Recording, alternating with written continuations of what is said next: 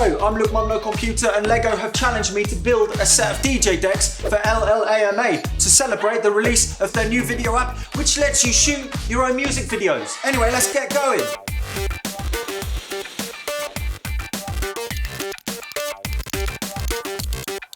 So that's the internal wall done. Well, it's time to get some colour on the outside.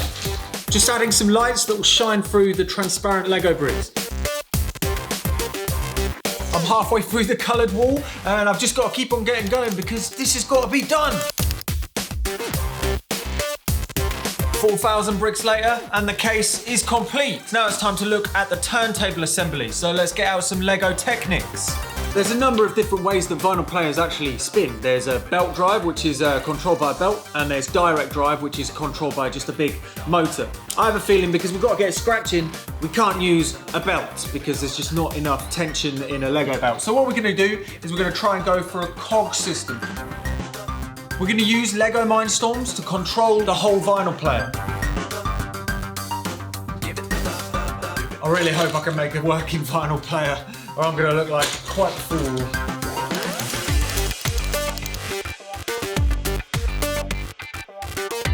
Let's see if it spins a vinyl, shall we? This right here is the stylus. It reads the groove on the vinyl.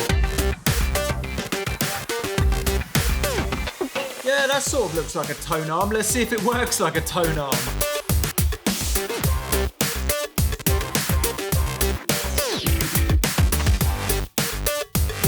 The test setup is here. I'm just going to put the cartridge onto the vinyl and see what happens. Yeah, I think this is backwards. Well, it works. It's a little bit quick and a little bit wobbly and a little bit wobbly. I'm going to give it a bit more oomph and power because this thing needs to be scratched. We've got 2 motors for added strength and smoothness, but we may as well go for 4 because this is going to be scratched after all.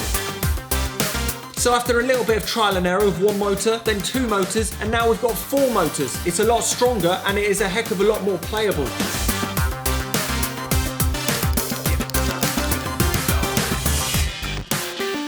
Right, the motor assembly is in there. Now we've just got to cover it with some nice colours.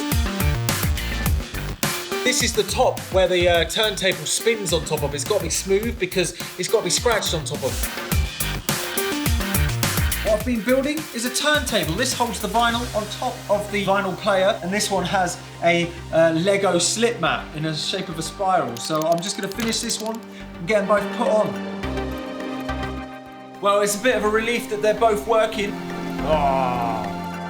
The electronics inside the mixer section, well, that isn't Lego. That's this circuit board that I've designed to actually fit on top of Lego. Look at that. So I'm going to solder a bunch of components onto here and hopefully we will have some signal flow going. This is another integral piece to the DJ decks. It's the crossfader. It's the part that chooses between the left deck and the right deck.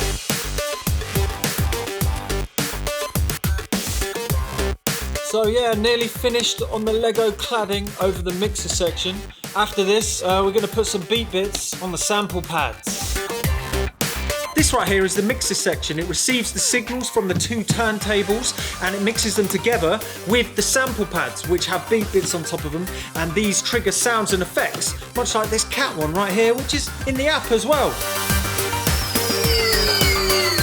It's time to finish this off by wiring up the tone arms, and we will be done. It's done. That was a pretty long build, I've got to be honest, but check it out. Alright, let's get this sent off to L.L.A.M.A.